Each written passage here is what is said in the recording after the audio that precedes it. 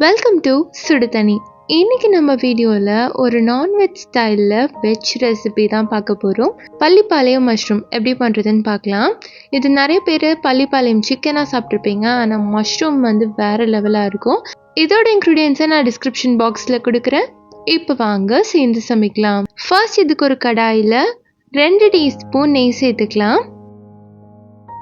இதில் 1 table spoon துருவின தேங்காய் சேர்த்துக்கலாம். சேர்த்துட்டு இதை நல்லா ரோஸ்ட் பண்ணிடுங்க. தேங்காய் சேர்க்கும் போது நெய் ரொம்ப இருக்கக்கூடாது, அதனால் 1 இல்லாட்டி 2 டீஸ்பூன் மட்டும் சேர்த்துக்கோங்க. நல்லா இது கலர் மாதிரி வரணும், அந்தளவுக்கு நல்லா ரோஸ்ட் பண்ணி எடுத்துக்கலாம். இப்போ பார்த்தீங்கன்னா நல்லா கலர் சேஞ்ச் ஆகி வந்துருச்சு. இதை லாஸ்ட்டாக தான் ஆட் பண்ண போகிறோம், அதனால் இதை எடுத்து தனியாக வச்சுருங்க. அடுத்து இதே கடாயில் 1 டேபிள் ஸ்பூன் நல்லெண்ணெய் சேர்த்துக்கலாம். எண்ணெய் சூடானதுக்கு அப்புறமா இதில் 1 டீஸ்பூன் சீரகம் சேர்த்துக்கலாம். இது நல்லா பொரிஞ்சதும் இதில் 10லேருந்து 15 சின்ன வெங்காயம் சேர்த்துக்கோங்க. சேர்க்கும் போது நல்லா தட்டிட்டு சேர்த்துக்கோங்க, அப்போ கொஞ்சம் அந்த ஜூஸ்லாம் வெளியே வரும், ஃப்ளேவர் நல்லாவே கிடைக்கும். சேர்த்துட்டு இதை ஒரு 2-3 நிமிஷம் நல்லா வதக்கிடலாம். வெங்காயம் நல்லா வதங்கினதுக்கு அப்புறமா இதோட ஒரு 5-6 வரமிளகாய் சேர்த்துக்கலாம். கூடவே ஒரு கொத்து கருவேப்பிலையும் சேர்த்துட்டு நல்லா வதக்கிடலாம். இதில் காரத்துக்கு நம்ம வரமிளகாய் தான் சேர்க்க போகிறோம், அதனால் காரத்துக்கு ஏற்ற மாதிரி நீங்கள் கூட்டவோ குறைக்கவோ செஞ்சுக்கலாம்.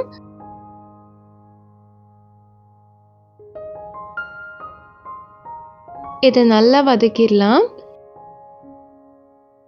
இதோட 1 டீஸ்பூன் இஞ்சி பூண்டு விழுது சேர்த்துக்கிறேன். சேர்த்துட்டு அதையும் பச்சை வாசனை போகிற அளவுக்கு நல்லா வதக்கி எடுத்துக்கோங்க. இது ரொம்ப ஈஸியாக பண்ணக்கூடிய ஒரு ரெசிபி. வீட்டில் இருக்க பொருள் வச்சே நம்ம பண்ணிடலாம். எல்லா விதமான சாதத்துக்கூடையும் ரொம்பவே சூப்பராக இருக்கும்.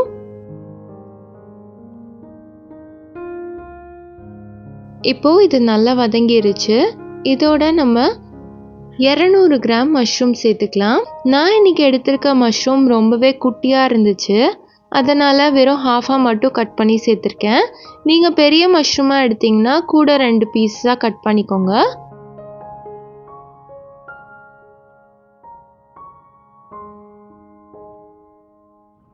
இதில் சேர்த்துட்டு நல்லா வதக்கிடலாம்.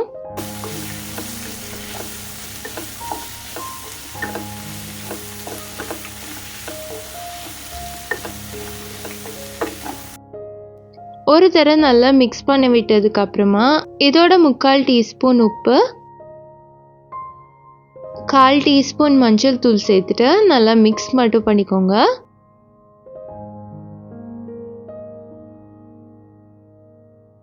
ஒன்று சேர நல்லா மிக்ஸ் பண்ணதுக்கப்புறமா இதை மூடி ஒரு 10 நிமிஷம் சிம்லே வச்சு வேக வச்சிடலாம். மஷ்ரூம் சேர்த்துருக்கனால அதுவே நல்லா தண்ணி விடும், அதுலேயே இது நல்லா குக் ஆகிடும், அதனால் சிம்மில் வச்சு மட்டும் பார்த்துக்கோங்க.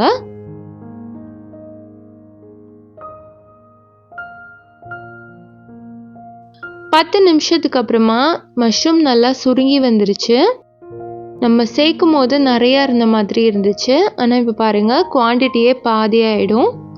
இப்போ நல்லா அதை மிக்ஸ் பண்ணிவிட்டு இதோட 1/2 டீஸ்பூன் கரம் மசாலா சேர்த்துக்கிறேன். இது ஒரு வாசமாக இருக்கும், அதனால் சேர்க்குறேன். சேர்த்துட்டு ஒரு 4-5 மிளகை க்ரஷ் பண்ணி சேர்த்துக்கோங்க. ஃப்ரெஷ்ஷான மிளகு சேர்க்கும் போது இன்னும் ஃப்ளேவர்ஸ் நல்லாயிருக்கும். க்ரஷ் பண்ணி சேர்த்துட்டு நல்லா மிக்ஸ் பண்ணி விட்டுடலாம். அவ்வளோதான். இப்போ கடைசியாக நம்ம ஆல்ரெடி ரோஸ்ட் பண்ணி வச்சுருக்க தேங்காவை சேர்த்துட்டு கலந்து கொடுத்துடலாம். அவ்வளோதான். இப்போ நம்மளோட பள்ளிப்பாளையம் மஷ்ரூம் செம்ம சூப்பராக ரெடி ஆகிடுச்சு. நல்லா கமன்னு எந்த சாதத்து கூட வேணாலும் வச்சு சாப்பிடலாம். ஒரு சூப்பரான சைட் டிஷ். நீங்கள் காய்கறி இல்லாத டைமில் ஏதாவது டிஃப்ரெண்ட்டாக பண்ணணும்னு நினைக்கிறீங்கன்னா இது ரொம்ப ஈஸியாக நீங்கள் பண்ணிடலாம். நீங்களும் இதே மாதிரி இதை ட்ரை பண்ணி பார்த்துட்டு எப்படி இருந்துச்சுன்னு சொல்லி கமெண்ட்டில் சொல்லுங்கள். இந்த வீடியோ உங்களுக்கு பிடிச்சிருந்தா லைக் பண்ணுங்கள், சுடு தண்ணி சேனலை சப்ஸ்கிரைப் பண்ணுங்கள். தேங்க்யூ.